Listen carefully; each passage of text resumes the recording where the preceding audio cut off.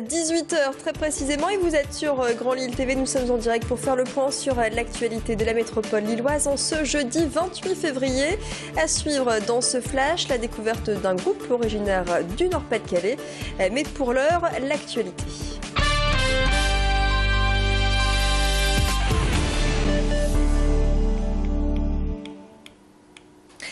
Avec cette journée historique en ce 28 février du côté du Vatican, puisque c'est aujourd'hui que Benoît XVI quitte définitivement ses fonctions. Joseph Ratzinger s'est réuni avec les cardinaux et a promis une obéissance inconditionnelle à son successeur.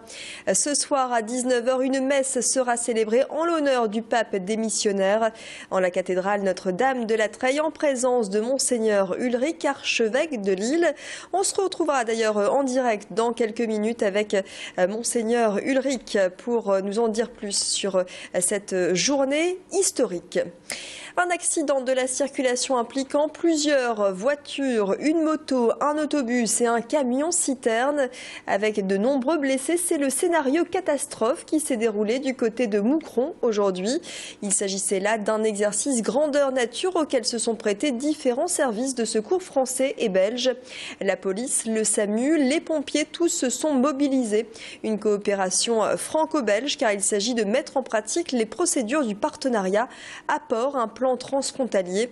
Des observateurs vont ensuite rendre compte des éventuels dysfonctionnements et des améliorations à apporter pour optimiser les interventions de secours entre la France et la Belgique car les modes opératoires sont plus ou moins différents. Les objectifs de l'exercice, c'est effectivement de tester justement la coordination des secours de part et d'autre, aussi bien sur le terrain qu'au niveau des centres opérationnels, parce qu'il y a toutes les chaînes d'appel et de renseignement. Donc tout ça va être testé. Et également le projet qu'on a en interne qui s'appelle donc le DLE, le détachement de liaison et d'évaluation, qui est un projet à concept novateur où on engage un officier de sapeur-pompier belge, en l'occurrence ici, il y a l'officier de sapeur-pompier français, de manière assez précoce pour pouvoir définir si besoin l'efficience et les moyens complémentaires qui devraient être dégagés. Dans le reste de l'actu, en bref, un obus de la Première Guerre mondiale a été retrouvé dans un immeuble de Marc-en-Barœul. C'est un locataire qui en a fait la découverte dans un local collectif. Résultat, 8 appartements ont dû être évacués et les services de déminage d'Arras ont pris le relais. L'obus contenait 900 grammes d'explosifs et aurait pu représenter un réel danger en cas d'incendie, par exemple. On ignore pour l'heure qui a déposé l'engin dans ce local. Je vous le disais tout à l'heure, on va découvrir ensemble un groupe du Nord-Pas-de-Calais. Il s'appelle John Doe. C'est le portrait de la semaine, portrait artistique. 2 guitaristes, un bassiste, un batteur et un chanteur composent cette collaboration artistique.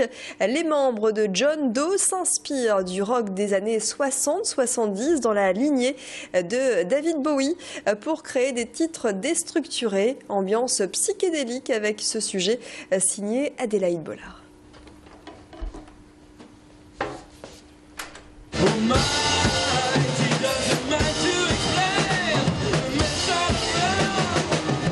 John Doe, c'est Julien, Simon, Théo, Louis et Paul. Originaire de Boulogne-sur-Mer, le groupe tire ses inspirations de la musique psychédélique de la fin des années 60.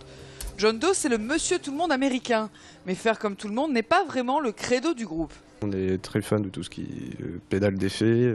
On essaie de colorer un maximum notre son et on n'a pas la prétention de dire qu'on a un son différent, mais en tout cas on essaye d'avoir un son différent. Une recherche sonore, mais aussi une recherche scénique, toujours pour se démarquer. Pour les concerts, vraiment que les gens se souviennent un peu de la prestation. Parce que des fois c'est des trucs bêtes, mais travailler un peu des éclairages avec des néons, des trucs comme ça marque les gens et ça leur donne, des fois ça leur donne envie de revenir. Et à force de travail, le groupe enchaîne les récompenses. Le tremplin des jeunesses musicales françaises, le tremplin musique ou encore le concours Tour de Chauffe. Des expériences enrichissantes pour John Doe qui touche ainsi le monde professionnel, mais garde ses envies du début. Ça reste une passion. Nous, notre but, c'est d'aller le plus loin possible, de partager au mieux notre musique et de mieux en mieux le faire, quoi. Et pour y parvenir, le groupe ne manque pas de projets. Réaliser de A à Z un album donc avec vraiment une logique dans tout l'univers. Un univers coloré, psychédélique, parfois envoûtant et toujours plaisant. À découvrir sur la scène de l'Aéronef à la mi-avril.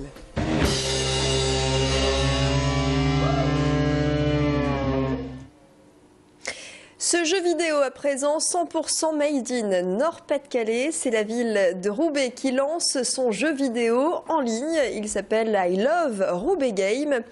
Et vous allez voir, ce petit personnage qui rappelle à la fois Pac-Man et Bob l'éponge est au cœur de ce jeu. Il court, il saute, il attrape des cœurs. Le but est de décrocher un maximum de points en évitant les obstacles. Sur son parcours, il passe par des lieux incontournables de Roubaix. L'hôtel de ville, le musée de la piscine ou encore le parc Barbieux.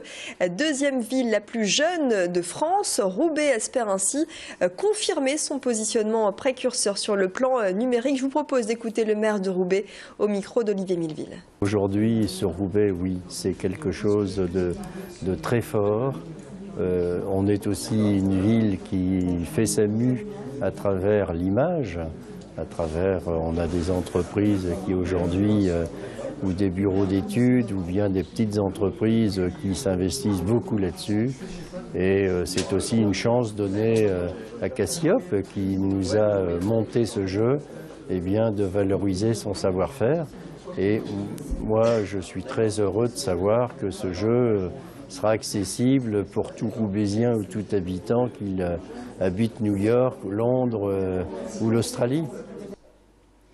Et sachez que ce jeu sera disponible fin mars sur les réseaux sociaux ou encore les smartphones. Tout de suite, les prévisions météo. Restez avec nous sur Grand Lille TV.